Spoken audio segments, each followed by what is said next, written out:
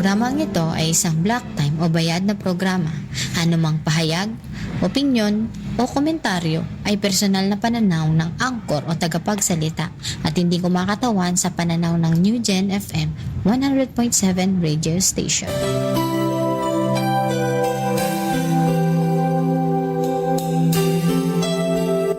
Inihahandog ng United Pentecostal Church Bulan ang programang Si Jesus ang Buhay na Pag-asa. Pakinggan at subaybayan ang mga aral ng Diyos na magdadala sa atin sa katotohanan, espiritual na kalayaan, pag-asa at buhay na walang hanggan. Mapapakinggan tuwing araw ng Lunes hanggang Linggo sa ganap na alas 5 ng umaga dito lamang sa New Gen FM, hosted by Pastor Randy Rosari. Si Jesus ang Buhay na Pag-asa. Times of refreshing, here in your presence, no greater blessing than being with you.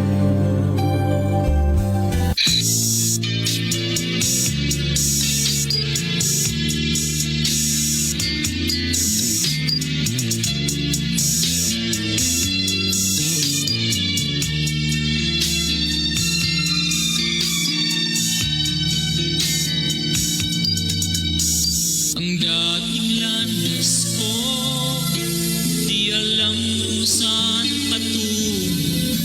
Puso at isip ko, litong-lito.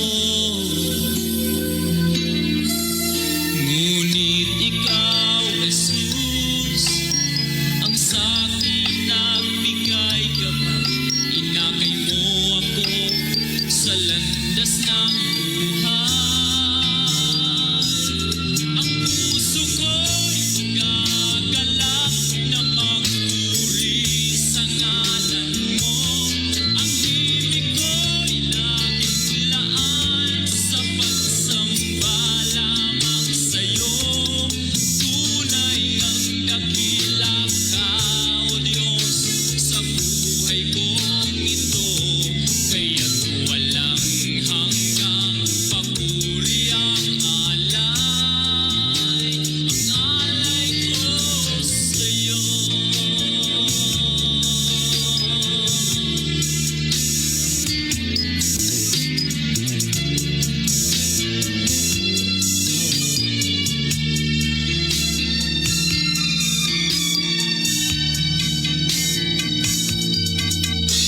Ang buhay ko ngayon, payapa at mayroong kulay.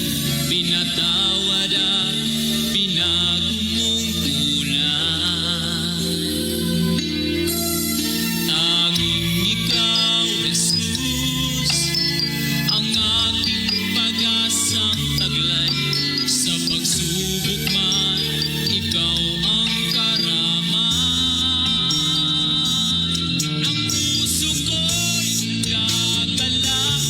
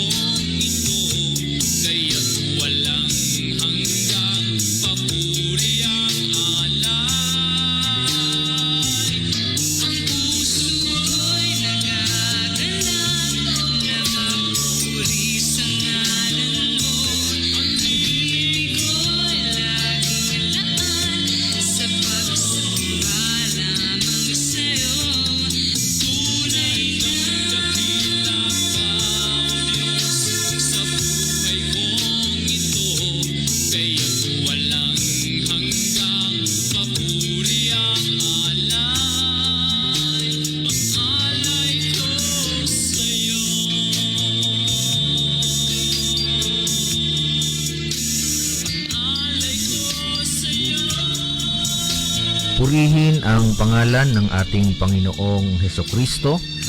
Mga kapatid at mga kaibigan, sa awitin pong inyong napapakinggan ay muli pong sumasahing papawid ang programang si Jesus ang buhay na pag-asa. Sa pangalan po ng aming pastor, Pastor Randy Rosari, kami pong inyong lingkod, Brother Angelo, kasama si Brother Raymar, na pansamantala niyo pong makakasama ngayong umaga para sa pagbabasa at pagtatalakay ng mga salita po ng ating Panginoon na ating pong mapapakinabangan, mga kapatid, sa bawat yugto at desisyon ng ating ginagawa. Ang salita ng Diyos ay mapapakinabangan natin, mga kapatid. Purihin ng Diyos, isang mapagpalang umaga po sa bawat isa sa atin, at tayo po ay magsama-samang mag-aral ng mga salita ng ating Panginoon. Yamang nalalaman natin na ito po ay hindi nawawalan ng kabuluhan at ito po ay mapapakinabangan natin sa pagtamo ng buhay na walang hanggan na ipinangako sa atin ng Diyos, mga kapatid, kung tayo po ay tutugon at susunod sa kanyang banal na kalooban sa pamamagitan ng pagsunod sa kanyang mga utos, mga kapatid. Binabati natin ng isang mapagpalang umaga ang lahat ng naabot ng tinig na ito. Kayo po ay nakatune in sa frequency ng 100.7 Newgen FM sa 63 Barangay na sakupo ng Bulan. Isang mapagpalang umaga po sa bawat isa, maging sa mga lugar na naabot, mga kapatid, ng frequency ng 100.7. Isang mapagpalang umaga po sa bawat isa sa atin. Ganon din, mga kapatid, sa mga kapatiran ng United Pentecostal Church Bulan. Isang mapagpalang umaga po sa bawat isa sa atin sa tatlong congregation na pinangangasiwaan po ng ating pastor. Ang congregation ng Iquirino, Magsaysay, maging ang Santa Remedios. Isang mapagpalang umaga po sa bawat isa sa atin. Ganon din, binabati din natin ang mga nakamonitor sa atin sa FB Live. Isang mapagpalang umaga po sa bawat isa, saan man po kayong lugar na naroon. Mga kapatid at mga kaibigan, pagpalain po tayong lahat ng Diyos at tayo po ay magsama-samang mag-aral ng mga salita po ng ating pong Panginoon. Binabati natin ang isang mapagpalang umaga, Sister April Santos. Good morning po. Thank you so much for watching. Sister Mitsumi Ikida, thank you so much for watching. Brother Joseph Barra, thank you so much for watching. Sister Ning, pagpalain po kayo ng ating Panginoon. Sister Pili Unasan, thank you so much for watching. Sister Divine Guyal, thank you so much for watching. Pagpalain po kayo ng Diyos. At ganun din kay Brother Daniel Marahay, pagpalain po kayo ng ating po Panginoon. Ganun din po Sister Marlene Gulyoso, dyan po sa lugar ng Magallanes. Pagpalain po kayo ng ating Panginoon at binabati natin ang isang mapagpalang umaga ang mga kapatiran natin dyan sa lugar po ng Magallanes at sa lugar ng Biton, sa Tula-Tula, mga kapatid. Pagpalain po kayo ng ating pong Panginoon at nawa madama natin ang pagkilos at pag-ibig ng Diyos sa bawat sitwasyon ng ating pong mga buhay, mga kapatid. Binabati din po natin ang isang mapagpalang umaga ang ating pong pastor, Pastor Randy Rosari, ang kanyang family, Sister Pastora Maricar, Sister Angel, and Sister Zoe. Isang mapagpalang umaga po sa bawat isa sa atin. At ganoon din, binabati natin ang isang mapagpalang umaga ang mga kapatiran natin sa lugar ng Bonifacio, ang Murata family. Good morning po sa bawat isa sa atin dyan. Pagpalain kayo ng ating Panginoon. Ganoon din sa Santa Remedios, mga kapatid, ang Guneo, Soledad, maging ang Isiha family. Good morning po sa bawat isa sa atin. Pagpalain po kayo ng ating pong Panginoon. Good morning po, Brother Dario Tobias. Thank you so much for watching. Pagpalain po kayo ng Diyos, mga kapatid. At ang biyaya ng Diyos ay sumain niyo po. Good morning din po, Sister Angelita Liguro. Pagpalain po kayo ng ating pong Panginoon. At patuloy nating ipinag-aanyaya, mga kapatid, ang ating pong schedule ng ating pong mga pagtitipon at pagsamba. Kung kayo po ay napagpapala ng mga salita po ng ating pong Panginoon, malaya po kayong dumalo sa aming pong pagkakatipon para inyo pong ma-experience ang apostolikong pagpupuri sa ating Panginoon. Kung kayo po, mga kapatid, ay malapit sa lugar ng Barangay Iquirino, mayroon po tayong panambahan dyan sa welcome ng Barangay Iquirino, mga kapatid. At ang gawain dyan ay ginaganap tuwing araw ng Sabado at nagsisimula ng alas 8 ng umaga. Samantalang kung kayo naman po ay malapit sa lugar ng Magsaysay, mga kapatid, meron po tayong panambahan dyan. Paglampas lamang po ng tulay, makikita nyo po ang panambahan ng United Pentecostal Church.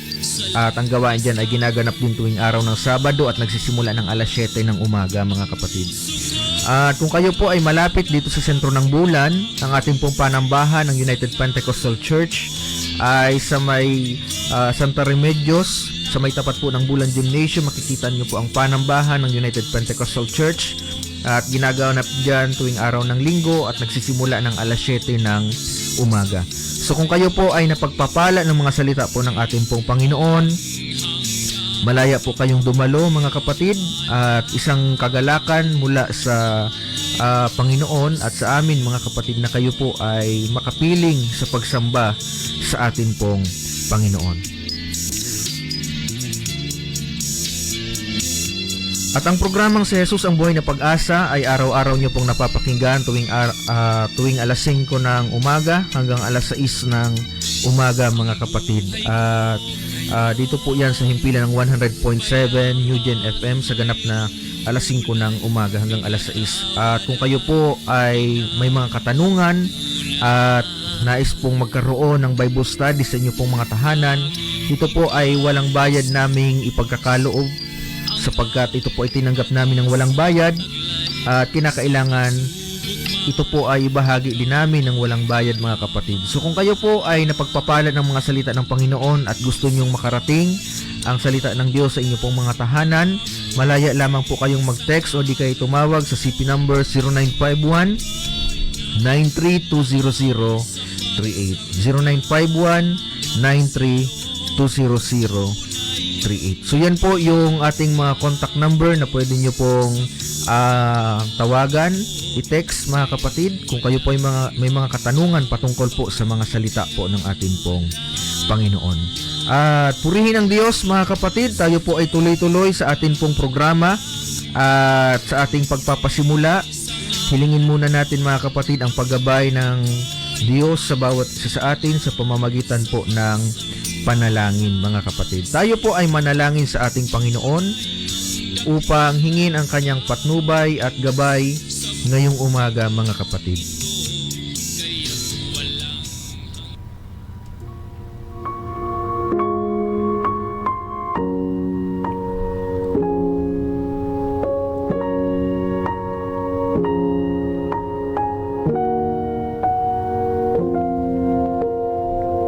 Dakilang Diyos na makapangyarihan sa lahat, pinupuri ka namin at tinataas ngayong umaga. Maraming salamat, Panginoon, sa panibagong pagkakataon ay pagkaloob mo upang ikaw ay mapakinggan sa pamamagitan ng pangangaral ng iyong banal na salita. Dalangin namin, Panginoon, na kasangkapanin mo ito upang magbigay ng pag-asa sa sino mang nawawala ng pag-asa, magbigay ng kagalingan, Panginoon, sa sino mang nakakaranas ng karamdaman, at magbigay ng provision sa sino mang nakakaranas ng kawalan. Pagpalain mo, Panginoon, ang bawat isang nakikinig ngayon, maging sa mga taimtim na sumusubaybay, Panginoon, sa programang ito. Ikaw ang Diyos na magpala sa kanila, at higit sa lahat, akayin mo sila, Panginoon, sa tunay na paglilingkod. Makilala kanila na Diyos na nag-iisa, at madama nila ang pag-ibig mo, Panginoong Hesus. Dalangin namin, O Diyos, na samahan mo kami, ang iyong mga lingkod, sa paghahayag ng iyong banal na salita. Puspusin mo ng karunungan, Panginoon. Tunay na walang magagawa ang iyong mga lingkod kung hindi mo sasamahan ngayong umaga. Tinataas ka namin, niluluwalhati ka namin, Panginoon. Ikaw lamang ang mahayag sa bawat isa at sa buhay ng bawat isa sa amin. Purihin ka, O Diyos, in Jesus' name, Amen.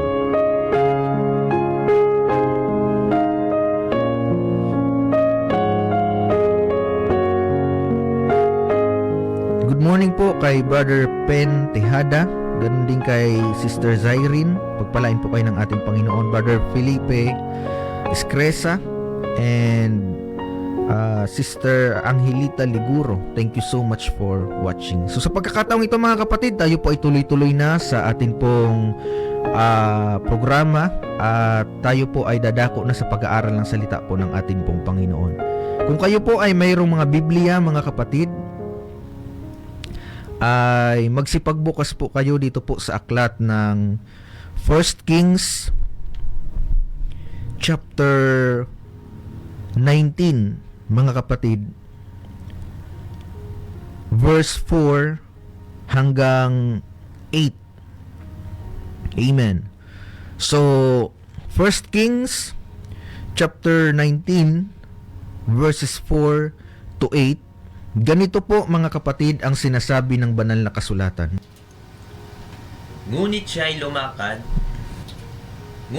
lumakad ng paglalakbay na isang araw sa ilang at naparoon, at umupo sa ilalim ng isang punong kahoy na inebro.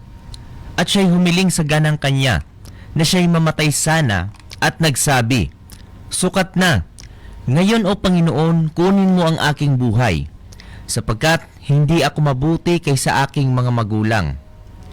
At siya'y nahiga at natulog sa ilalim ng punong kahoy na inebro. At narito, kinalabit siya ng isang anghel, at sinabi sa kaniya, "Ikaw ay gumising at kumain."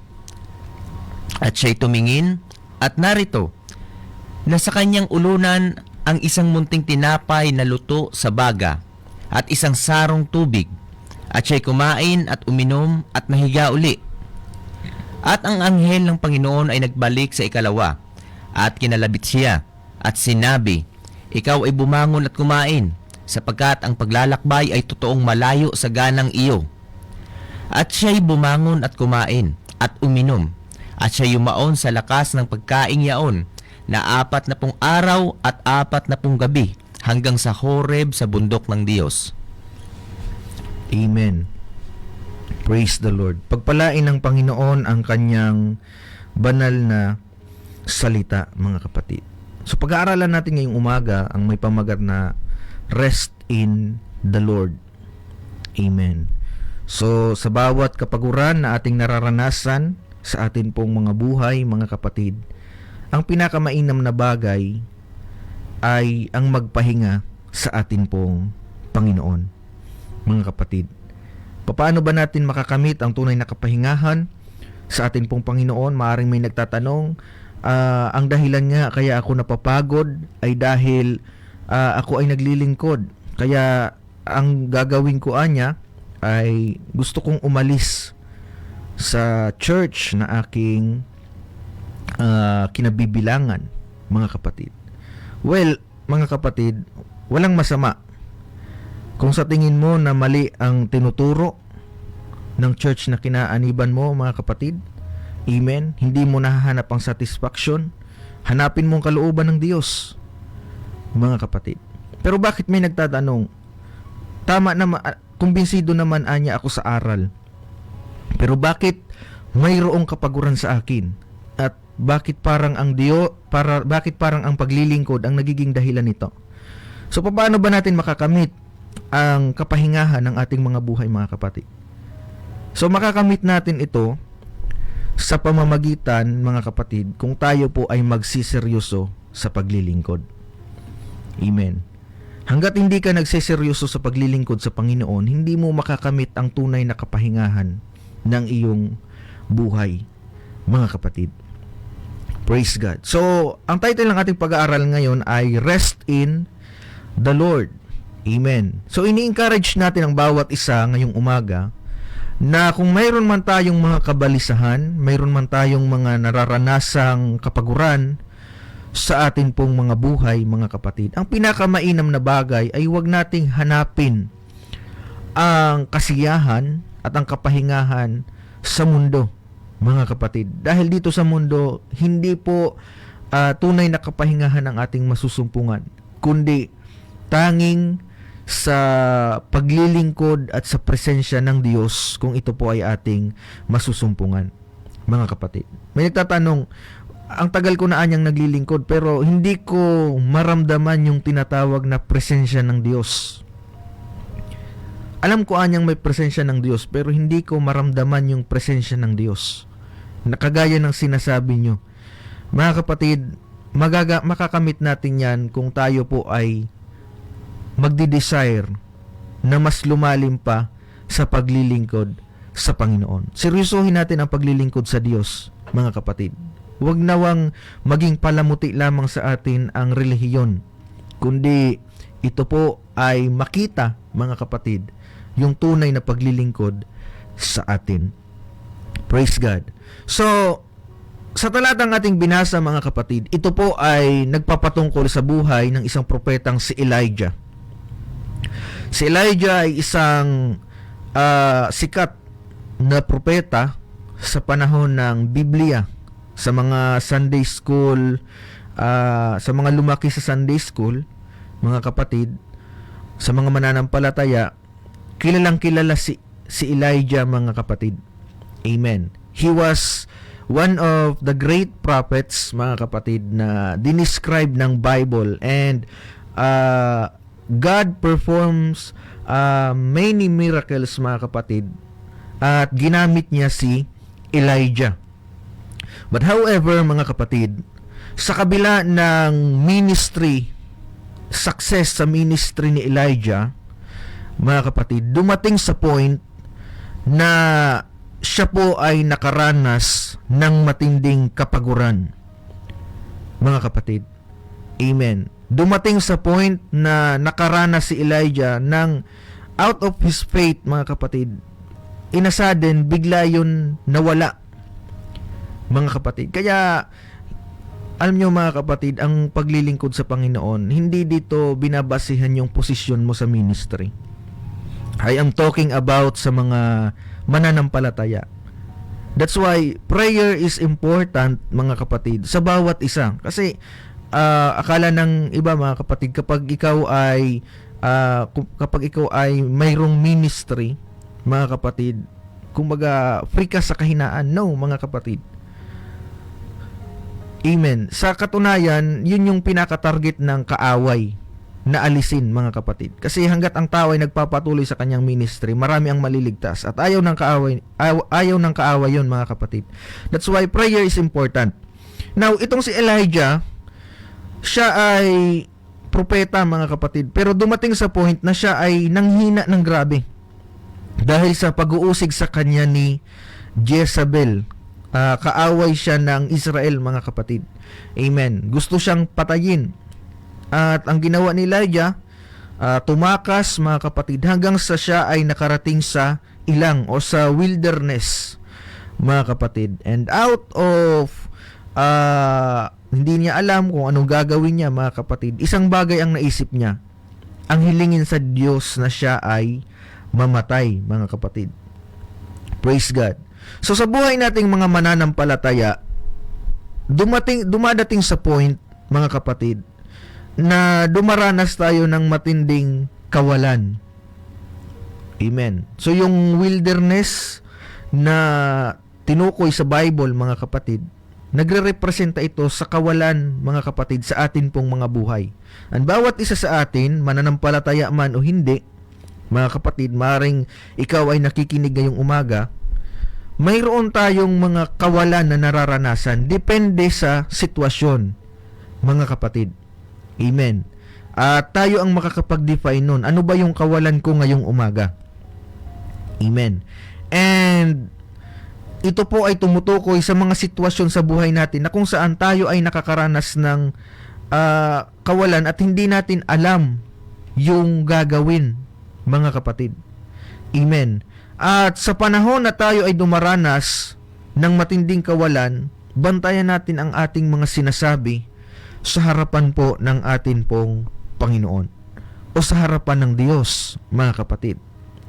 So, may positibong aral tayong makukuha sa negatibong tugon ni Elijah, mga kapatid, sa sitwasyon na kanyang naranasan. So, sana makarelate tayo sa buhay ni Elijah, mga kapatid. Amen. Sinasabi ng iba na experience is the best teacher. Walang masama doon, mga kapatid. That is true. Ang ating karanasan, ang pinaka mainam nating marami tayong matututunan sa atin pong mga karanasan. But however, mga kapatid, hindi sa lahat ng pagkakataon ay kinakailangan may pangit tayong maranasan, mga kapatid, para tayo ay matuto sa buhay. Pwede tayong matuto mula sa pagkakamali ng iba. mga kapatid. Kung tayo ay maging observant, mga kapatid, marami tayong matututunan sa paligid natin, maging sa pagkakamali ng iba, mga kapatid. Pero hindi ibig sabihin na imamarites natin, mga kapatid. Praise God. So, si Elijah, mga kapatid, mayroon tayong matututunang positibong aral mula sa kanyang negatibong tugon sa kanyang sitwasyon. So, si Elijah dumaan sa wilderness, and mula sa kawalan, mga kapatid, amen, isa sa mga naging pagkakamali ni Elijah sa panahon na siya ay nakakaranas ng kahinaan, ay humiling siya sa ganang kanyang sarili. Ano ang sinasabi ng 1 Kings chapter 19 verse 4, mga kapatid? Basahin ulit natin. Ganito po ang sinasabi ng Biblia. Ngunit siya'y lumakad ng paglalakbay na isang araw sa ilang at naparoon, at umupo sa ilalim ng isang punong kahoy na inebro, at siya'y humiling sa ganang kanyang sarili na siya'y mamatay sana. At nagsabi, "Sukat na. Ngayon, o Panginoon, kunin mo ang aking buhay, sapagkat hindi ako mabuti kaysa aking mga magulang." Amen. So, pag-aralan natin ang verse na ito, mga kapatid. So, isa sa mga pagkakamali ni Elijah nung siya ay nakaranas ng matinding kawalan, mga kapatid, ay humiling siya sa ganang kanyang sarili. Mga kapatid. Amen. Sabi dito, ngunit siya'y lumakad ng paglalakbay na isang araw sa ilang at naparoon, at umupo sa ilalim ng punong kahoy na inebro, at siya'y humiling sa ganang kanya na siya'y mamatay na. Walang masama, mga kapatid, kung humiling ka ng para sa iyong sarili. As long as, mga kapatid, ito po ay mayroong positibong epekto sa mga tao sa paligid natin at sa mga bagay sa paligid natin, mga kapatid. Si Elijah humiling sa Diyos. Kaya lang, mga kapatid, ang hiling niya ay siya lang ang magbibinipisyo at hindi kalooban ng Diyos, mga kapatid. Sa katunayan, hindi naman personal benefits yun ni Elijah, mga kapatid, kasi pwedeng magdulot yun ng kapahamakan sa kanya, yung paghiling niya ng ganon. Alam niyo, mga kapatid, kapag ikaw ay humihiling ng para lang sa iyong sarili, yung pagiging makasarili, mga kapatid, hindi sa lahat ng bagay o madalas, mga kapatid, ito po ay nagdudulot sa atin ng kapahamakan. There's a danger in selfishness, mga kapatid. Unang-una, sa mga nakapaligid sa iyo, mayroong epekto yan, mga kapatid, at higit sa lahat sa iyong sarili, mga kapatid. Kaya ang hiniling ni Elijah, mga kapatid, na siya ay mamatay sana, hindi yung kalooban ng Diyos, kasi ang purpose ng Diyos sa kanya, mga kapatid, marami pang gustong ipagawa ang Diyos kay Elijah. Kaya lang, dahil nga sa matinding kawalan, matinding pag-uusig sa buhay ni Elijah, mga kapatid, nasa kawalan na nga siya, inuusig pa siya, mga kapatid. Kumbaga, hiniling niya na sana siya ay mamatay na lang, mga kapatid. Pero hindi yun ang kalooban ng Diyos. Kaya sa bawat isa sa atin, mga kapatid, hindi po sinungaling ang Biblia. Ang dahilan bakit tayo ay binibigyan ng Diyos ng buhay o binibigyan ng pagkakataon na mabuhay, mga kapatid, ay para ganapin natin kung ano ang disenyo ng Diyos para sa atin, mga kapatid. Si Elijah, nung hiniling niya sa ganang kanyang sarili na siya ay mamatay, hindi yun niloob ng Diyos, mga kapatid, dahil mayroon pang purpose ang Diyos sa kanya. At sa bawat isa sa atin ngayong umaga, ang dahilan bakit tayo ay binibigyan ng Panginoon ng pagkakataong mabuhay, binibigyan ng Diyos ng pagkakataong magising ngayong umaga, mga kapatid, it is because para makilala natin ang Panginoon at magawa natin kung ano ang kalooban niya sa ating mga buhay, mga kapatid. That's why, habang tayo nabubuhay, magpasalamat tayo sa Panginoon, mga kapatid. Dahil sa pagkakataong ito yung chance natin para makilala natin siya na nag-iisa at makilala natin yung mga magagawa ng Panginoon. Makita natin yung magagawa ng Panginoon sa atin pong mga buhay, mga kapatid. Amen. So, mahalaga ang bawat sandali, mga kapatid, ng ating buhay. Kaya, i-grab natin ang chance na maglingkod sa Diyos. i-grab natin ang chance na makilala natin ang Panginoon. Bakit? Dahil sa oras na abutan tayo ng kamatayan, ang magiging basihan, mga kapatid, ng atin pong pagpasok sa kaharian ng Diyos ay kung tayo ba ay naglingkod nung tayo ay nabubuhay pa. Mga kapatid, that is the essence of life. Mga kapatid, nagiging meaningful kapag ito ay isinuko natin sa ating Panginoon at tayo po ay nagpasyang maglingkod sa Diyos. Mga kapatid. Now, si Elijah, dumanas ng matinding kabigatan sa panahon na siya ay nasa kawalan, mga kapatid. Amen. At matinding pag-uusig. Pero makita natin ang kamay ng Panginoon na sa kabila na siya ay nasa kawalan, hindi siya iniwan ng Diyos. Kaya kung mayroon mang nakakaranas ngayon ng kawalan ngayong umaga, mga kapatid, maaring mayroong karamdaman, mayroong problema, lumapit tayo sa Panginoon, mga kapatid. Amen. Dahil maaring ang nakikita natin sa sitwasyon ay negatibo, pero mayroong ino-offer ang Diyos na magandang bagay. Kung tayo ay lalapit sa Kanya, ang Diyos ay nangako, hindi niya tayo iiwan at hindi niya tayo pababayaan. Tumawag ka sa pangalan ng Panginoon at siya ay sasagot sa iyo at siya ay magpapakita sa iyo ng mga dakilang bagay, mga kapatid. Amen. So sa buhay natin, maraming beses na tayong nakakaranas ng mga kapaguran. Mga sitwasyon na tila ba hindi natin alam ang gagawin, mga kapatid. Pero ang Biblia ay nagpapaalala. Mga kapatid, ang Biblia ay nagpapaalala na ang pinakamainam na gawin ng tao kapag siya ay nasa matinding suliranin o problemang kinakaharap ay ang lumapit at tumawag sa Panginoon. Na sa panahon, mga kapatid, na mayroon tayong kapaguran, mayroon tayong kahirapan, mga kapatid, sa buhay na ito, may Diyos na magbibigay sa atin ng kapahingahan.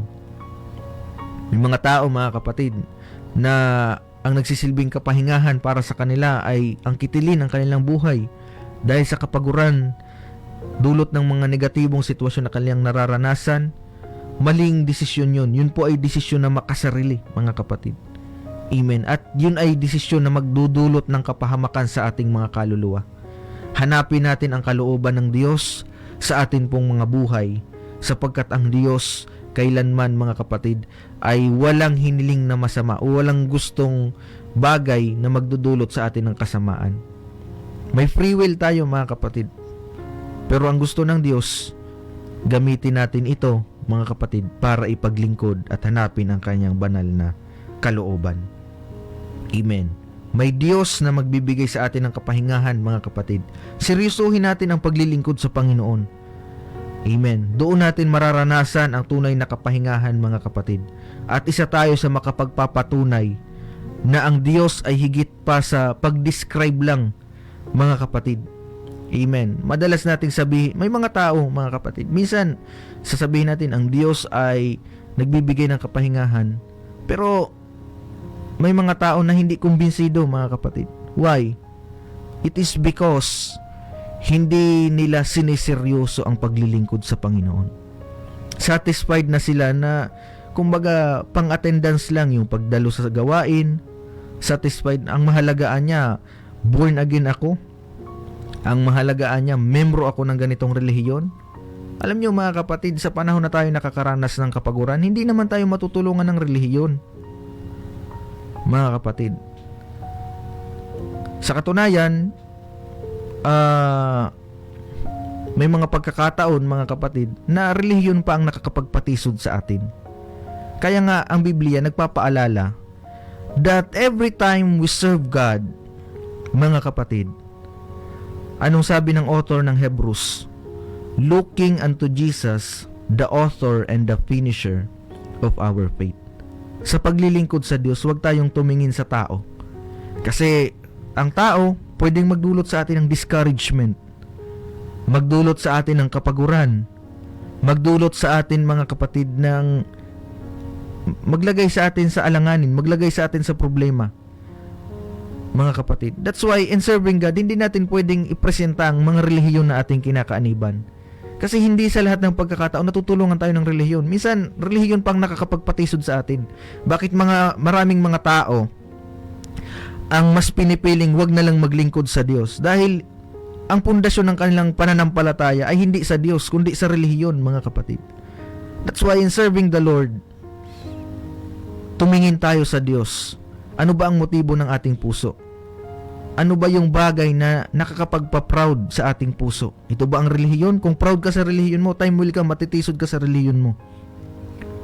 Pero kung proud ka, nakilala mo ang Diyos, proud ka, mga kapatid, na naglilingkod ka sa Diyos, sa panahon na ikaw ay dumaranas ng pagsubok, mayroong comfort na ibibigay ang Panginoon, na higit pa sa maibibigay ng relihiyon na meron ka, mga kapatid. That's why, in serving the Lord, looking unto Jesus, the author and the finisher of our faith. Ang tunay na kapahingahan, makakamit natin ito the moment na gawin nating seryoso ang paglilingkod sa atin pong Panginoon, mga kapatid. Amen. Mayroong kapahingahan sa kabila ng kapaguran na nararanasan natin sa atin pong mga buhay kung siseryosohin natin ang paglilingkod sa Diyos. Isaiah 14 verse 3, ganito pong sinasabi ng Biblia. At mangyayari, sa araw na bibigyan ka ng Panginoon ng kapahingahan sa iyong kapanglawan at sa iyong kabagabagan at sa mabigat na paglilingkod na ipinagpaglingkod sa iyo. Amen. At mangyayari, sa araw na bibigyan ka ng Panginoon ng kapahingahan sa iyong kapanglawan at sa iyong kabagabagan. Kaya kung mayroon man tayong mayroong mga nakakaranas ngayon ng anxiety o kabagabagan, mga kapatid, hanapin natin ang kalooban ng Diyos. Maglingkod tayo sa Panginoon. Ihabili natin sa Diyos ang lahat ng ating alalahanin. Itiwala natin sa Diyos ang ating mga alalahanin, mga kapatid. Kasi ang mga bagay na hindi kontrolado, kapag yan po ay sinulusyonan natin sa sarili nating kaparaanan, mga kapatid, imbis na masolusyonan, maaaring magdulot pa yan ng matinding pagkasira, mga kapatid. Mas sumantong pa yan sa mas matinding problema. That's why ang Biblia ay nag-o-offer na lumapit tayo sa Diyos sapagkat siya ay nagbibigay ng kapahingahan. Ilagak natin sa Panginoon ang ating mga kabalisahan sapagkat siya ay nagmamalasakit sa atin. Minsan may mga problema tayo, mga kapatid, na hindi natin ma-open sa iba. Dahil yung tinitiwalaan nating tao, imbis na maka-encourage sa atin, minsan sila pa yung nakakatisod sa atin. Mga kapatid, the best thing, mga kapatid, na dapat nating gawin sa panahon na mayroon tayong problema, unang-una, sabihin muna natin yan sa Diyos. At higit sa lahat, ipanalangin natin, mga kapatid, na ang Diyos ay magbigay ng tamang tao. Kasi hindi lahat ng taong nakapaligid sa atin ay tama para sa atin, mga kapatid. Ipanalangin natin na ang Diyos ay magbigay ng tamang tao na magbibigay sa atin o mag-i-impluwensya sa atin, mga kapatid, ng kalakasan sa panahon na tayo nakakaranas ng kahinaan ng loob, mga kapatid. So ang Diyos nagbibigay ng kapahingahan sa mga kapanglawan at sa ating mga kabagabagan at sa mabigat na paglilingkod na ipinaglilingkod sa inyo. Kaya anong paalala ng Biblia? Isaiah 55 verse 6, ganito pong sinasabi ng Bible. Inyong hanapin ang Panginoon samantalang siya ay masusumpungan. Magsitawag kayo sa Kanya samantalang siya ay malapit. Amen. So sabi ng Biblia, inyong hanapin ang Panginoon samantalang siya ay masusumpungan. Alam nyo, mga kapatid, hindi naman mahirap hanapin ang Diyos. Kagaya nga ng sabi ko kanina, mga kapatid, kung inyo pong siseryosohin o kung atin pong siseryosohin ang paglilingkod sa Panginoon, hindi mahirap hanapin ang Panginoon, mga kapatid. Bakit may mga tao na palipat-lipat ng relihiyon? Unang-una, of course, hinahanap nila talaga ang Diyos. Pero, mga kapatid, kung siseryosohin natin ang paglilingkod sa Panginoon, ang Diyos dadalhin tayo sa tunay na paglilingkod. At doon natin mahahanap ang tunay na kapahingahan, mga kapatid. Praise God. So ngayong umaga, hanapin natin ang Diyos. Hanapin natin ang kalooban ng Panginoon sa ating mga buhay. Paano ba natin ito magagawa? Unang-una, ipanalangin natin. mga kapatid. Wag nating pilosopuhin ang pangangaral na ito na kumbaga pupunta ka sa mga sulok-sulok dahil sabian niya ng nangangaral, hanapin niya ang Diyos. Hindi mo masusumpungan ang Diyos sa pamamagitan ng iyong physical na paningin, kundi ang tinutukoy natin, mga kapatid, ay ang presensya ng Diyos, mga kapatid. God uses our senses, mga kapatid, para ipakita na siya ay buhay at siya ay tumutugon sa atin pong mga pangangailangan, mga kapatid. So hanapin natin ang Diyos, mga kapatid. Amen. Psalms 34 verse 10, ganito pong sinasabi ng Biblia. Ang mga batang leon ay kinakapos at nagtitiis ng gutom. Ngunit silang nagsisihanap sa Panginoon ay hindi kukulangin ng anumang mabuting bagay. Amen. Ang mga batang leon ay kinakapos at nagtitiis ng gutom, mga kapatid. Figuratively, mga kapatid, sa literal, ang mga batang leon ay kinakapos at nagtitiis ng gutom. Of course, mga kapatid, sapagkat wala pa naman silang strength na maghunt ng pagkain. And figuratively speaking, tumutukoy sa ating mga buhay, mga kapatid, bilang mga Kristiyano, minsan tayo, nakakaranas talaga tayo, mga kapatid, ng kakapusan. Minsan, mga kawalan, mga kapatid. Pero, anong paalala ng Biblia? Ngunit silang nagsisihanap sa Panginoon, mga kapatid, ay hindi kukulangin ng anumang mabuting bagay. Take note, mabuting bagay. Kapag ikaw ay naglilingkod sa Diyos, maaaring mayroong pangit na sitwasyon, pero mayroong ipapakita ang Diyos na mabuting bagay sa sitwasyon na atin pong nararanasan. Kaya, totoong sabi ng Biblia, hindi tayo pagkukulangin. Magamat mayroong mga negatibong sitwasyon, pero ang Diyos ay hindi tayo pagkukulangin sa mga mabubuting bagay. Kaya, hanapin natin ang Diyos. Seryosohin natin ang paglilingkod sa atin pong Panginoon. Maglingkod tayo sa Panginoon. Hanapin natin ang kanyang banal na kalooban. Praise God. So, Hebrews chapter 4 verse 16, ganito pong sinasabi ng Biblia. Magsilapit nga tayong may pagkakatiwala sa luklukan ng biyaya, upang tayo'y magsipagtamo ng awa at mga kasumpong ng biyaya upang tumulong sa atin sa panahon ng pangangailangan. Amen. Magsilapit nga tayong may pagkakatiwala sa luklukan ng biyaya. Alam niyo, mga kapatid, hindi naman mahirap ang paglapit sa Diyos. May mga tao na bago makalapit sa Diyos, kung sino-sino pang tao ang tinatawagan. Mga kapatid, sino-sino pang santo, mga kapatid, ang tinatawagan. Mga kapatid, wala naman sa Bible yung ganun. Ang sabi ng Biblia, kung tayo ay mayroong pangangailangan, mayroon tayong problema, Hebrews chapter 4 verse 16, magsilapit nga tayong may pagkakatiwala sa luklukan ng biyaya. Wala namang binanggit dito na lumapit muna tayo sa kay ganito, lumapit muna tayo, manalangin muna tayo sa kay ganito. Wala namang ganun sinabi ang Bible, mga kapatid. Kasi the moment na ginawa mo yan, ibig sabihin wala kang pagtitiwala. Anong paalala ng Bible? Magsilapit tayong may pagkakatiwala. Direct confidence, mga kapatid. Mayroon kang confidence sa sarili mo. Magsilapit tayong may pagkakatiwala sa luklukan ng biyaya. Direct, mga kapatid, sa Diyos. Kasi isa lang naman ang nakaupo sa luklukan. That's why Trinity, mga kapatid, ay unbiblical doctrine. Kasi kung babasahin natin ang Biblia, mayroon lamang isang nakaupo sa luklukan at walang iba kundi ang Diyos na amin pong ipinakikilala, mga kapatid, sa bawat isa na nakikinig ngayong umaga, na sa panahon na mayroon tayong pangangailangan, may nag-iisang Diyos. Walang iba kundi ang ating Panginoong Hesukristo, mga kapatid, na sa panahon na mayroon tayong pangangailangan, siya ay tutulong sa atin kung tayo ay lalapit ng mayroong pagkakatiwala, mga kapatid. Hindi lang ito. Hanapin natin ang awa ng Panginoon. Lumapit tayo ng may pagkakatiwala sa luklukan ng biyaya upang tayo ay magsipagtamo ng awa at mga kasumpong ng biyaya upang tumulong sa atin sa panahon ng pangangailangan. Ang Diyos natin mahabagin, mga kapatid.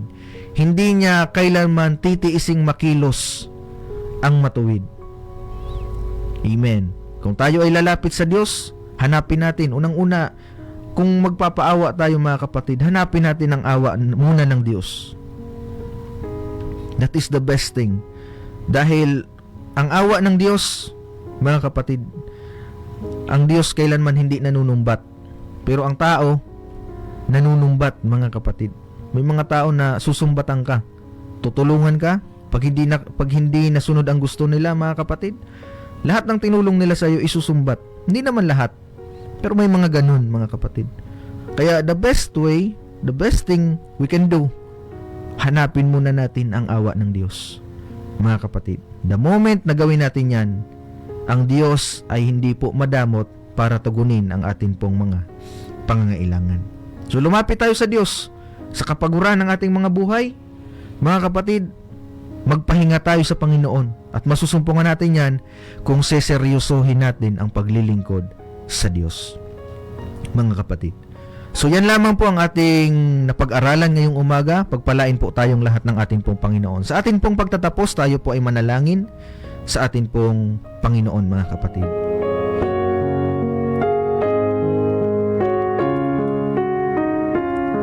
Dakilang Diyos na makapangyarihan sa lahat, maraming salamat po o Diyos sa pagkakataon na Ikaw po ay aming makilala, at dalangin namin, Panginoong Hesus, na ang mga nararanasan naming kapaguran sa buhay, nararanasan naming suliranin, nararanasan naming pagsubok, nawa, Panginoon, sa pamamagitan ng iyong banal na salita, magkaroon kami ng enlightenment, Panginoon, na Ikaw ang Diyos na nagbibigay ng kapahingahan, tunay na kapahingahan, na bagamat may mga negatibong sitwasyon kaming nararanasan, mayroon kaming payapang pag-iisip, Panginoon, dahil kami ay nagtitiwala na Ikaw ang Diyos na may hawak ng lahat ng bagay. You're the God that is in control, Panginoon. Hallelujah. Dalangin namin na sinumang nakikinig ngayong umaga, abutin mo po sila ng mapagpala mong kamay. Sa may mga karamdaman, pagalingin mo sila, Panginoon.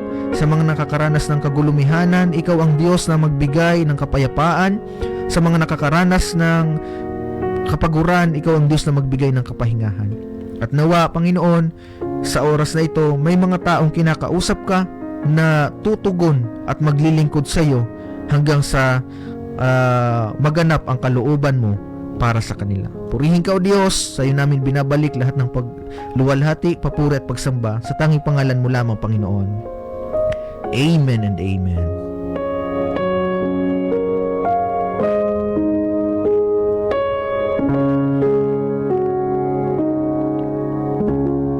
Praise the Lord, hallelujah. So, maraming salamat po mga kapatid sa inyo pong pagsubaybay sa atin pong programang si Jesus ang Buhay na Pag-asa, at nawa kayo po ay napagpala ng mga salita po ng atin pong Panginoon. Amen. So, batiin muna natin mga kapatid ang lahat ng sumubaybay sa atin sa FB Live. Good morning po, Sister Mitsumi Ikeda. Thank you so much for watching. Sister Angelita Liguro, maraming salamat po. Sister Opie, dyan po sa lugar ng Zone 3 at ang cell group ng Zone 3. Thank you so much po sa inyong pagsubaybay sa ating pong programa. Brother Felipe Escresa, thank you so much for watching. Pastor Joel Tinoco, thank you so much for watching. Pagpalain po kayo, Pastor, ng ating pong Panginoon at ang inyong pong ministry. Maraming salamat po sa inyong pagsuporta sa ating pong programa. Maraming salamat po. Brother Stephen Tejada, thank you so much for watching. Brother Bernardo Sidugen, pagpalain po kayo ng ating pong Panginoon. Brother Joseph Bara, thank you so much for watching. Brother Andy Orozco, thank you so much for watching. Pagpalain po kayo ng ating pong Panginoon. Ganon din po kay saglit lang po dahil nagloading ang ating comment section. Brother Shandy Julian, dyan po sa lugar ng Inararan or JP Laurel, thank you so much for watching. Pagpalain po kayo ng ating Panginoon. God bless po sa inyong family. Brother Ronald Hipolito, thank you so much for watching. Pagpalain po kayo ng Diyos. Sister Laura Gumban, dyan po sa lugar ng Barangay Lahong at ang Guwan family, pagpalain po kayo ng ating pong Panginoon. Brother Ludovico Nidia, thank you so much for watching. Pagpalain po kayo ng atin pong Panginoon. Sister Christy De Suyo, thank you so much for watching. Sister Margie Isiha, thank you so much for watching. Sister Elena Burabo, dyan po sa lugar ng Bagong Silang, pagpalain po kayo ng ating Panginoon. Thank you so much for watching. Sister Marlene Santos, Marlene Gulyoso, thank you so much for watching. Pagpalain po kayo ng ating Panginoon. At mga kapatid, hindi ko na po kayo maisa-isa dahil hindi ko kayo lahat basahin mga kapatid at mapasalamatan sa pamamagitan ng pagbabasa dito sa comment section dahil ang oras po natin ay limitado. Pero alam ko mga kapatid na tayo po ay kinilos ng atin pong Panginoon ngayong umaga. So dito po tayo nagtatapos mga kapatid. Naway kayo po ay napagpala at seryosohin natin ang paglilingkod sa Panginoon dahil diyan natin makikita ang tunay na kapahingahan na ibinibigay ng Panginoon. Sa bawat kapaguran na atin pong nararanasan, lagi po nating tandaan, si Jesus lamang po ang ating buhay na pag-asa. God bless us all. Isang